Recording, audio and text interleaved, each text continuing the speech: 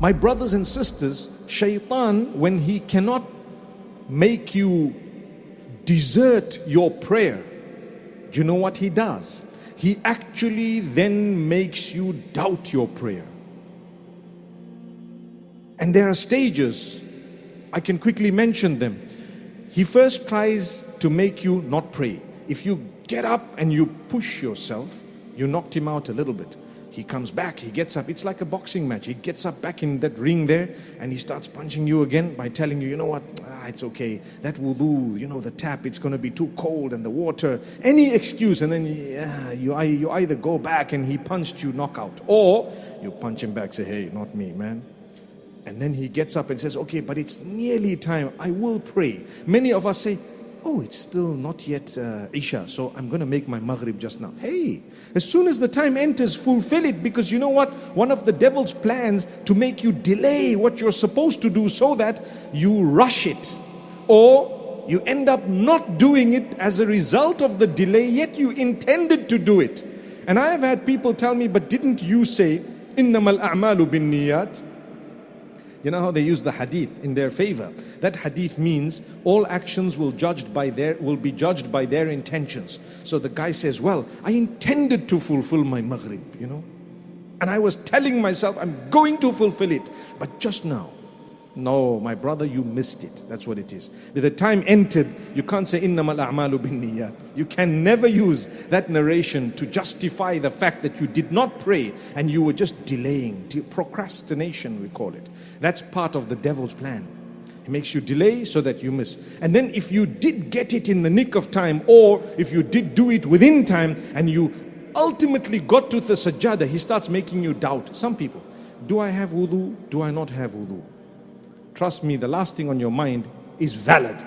Allah doesn't need the fact that you are making wudu, but you need it to fulfill the prayer. For Allah, Allah says, if you cannot make that wudu, you can do tayammum. It becomes an act of worship that will make you arrive at a similar level of purification than the water. And that's why when a person passes wind, they never ever wash their backsides. Sorry to say that, but it's facts. Have you thought of that? You pass wind, your wudu is broken. What happens thereafter? You washed everywhere but that place. Okay? It shows you that it's just for Allah that you're doing it. And Allah knows what He wants from this. And Allah knows, perhaps, definitely it will protect you from shaitan. Wudu protects you from the devil. Definitely. How? In many, many ways. That's why you're supposed to try to make wudu last thing before you go to bed. That's just a voluntary thing, but it helps you powerfully. People say, I have very bad dreams. I say, well, you know, you should try and do wudu before you sleep. They say, but sleep breaks your wudu at that level. And what if I pass wind as I'm going to sleep?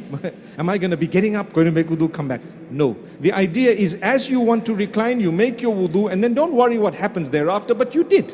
You follow what I'm saying? It's not for salah. And by the way, what I've told you is not necessary. It's something voluntary, totally voluntary. You may do it. But if you have a problem and you're really having nightmares every day, try it. It will help you. Subhanallah. It protects you from so many things. When Allah tells you things, definitely there is a reason. There is a reason. You may not know the reason. Science may not be able to explain the reason.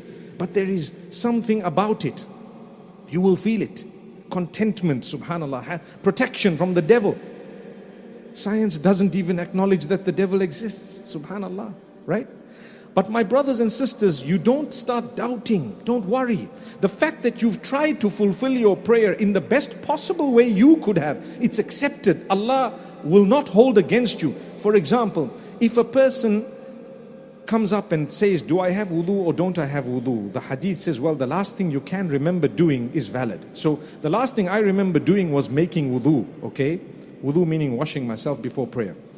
The last thing I remember doing was making wudu, okay? And then I started praying and I finished praying, but in the knowledge of Allah, Allah knew that I didn't have wudu. Guess what? The salah is absolutely and totally valid. Did you hear that? Did you hear what I just said?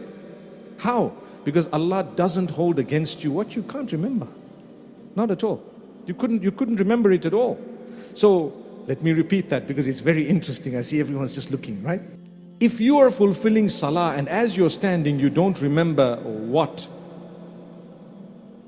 Your condition is in terms of ablution or wudu, whether you have wudu or not. And the last thing you remember, the rule says the last thing you remember doing is what is counted. So the last thing I remember clearly doing is wudu. I don't remember breaking it thereafter. Don't waste your time thinking and becoming depressed and sick and sad. Allah doesn't need all of that. Allah just told you how to solve the problem. Think of what your own mind can remember doing last, and after that you start your prayer. And you finish your prayer and you must be satisfied and you must walk away. And guess what?